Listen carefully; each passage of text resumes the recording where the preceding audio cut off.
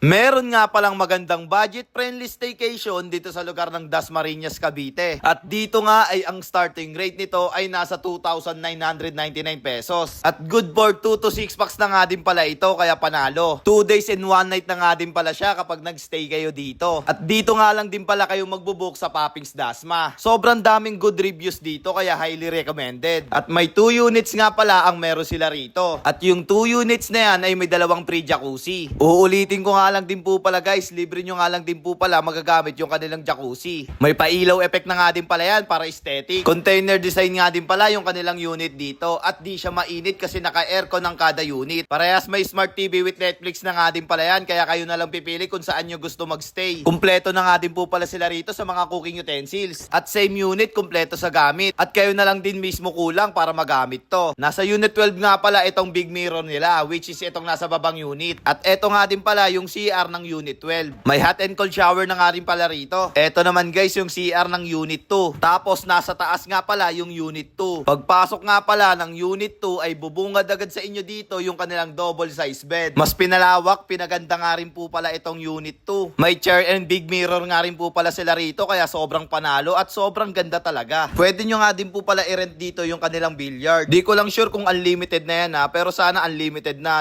pero i-PM nyo na lang po yung kanilang FB page. At ayun na nga din pala guys, mukhang nasabi ko na nga rin po pala lahat, pero ayun nga, kung nakukulangan man kayo sa impormasyon ko ay lalagay ko na nga lang din po pala sa comment section. At nga pala guys, malawak nga rin po pala yung parking area nila rito May swimming pool nga rin po pala sila rito guys, nasa clubhouse lang. At ayun na nga din po pala guys, hanggang dito na nga lang din po pala tayo at kita-kits na lang ulit sa next vlog.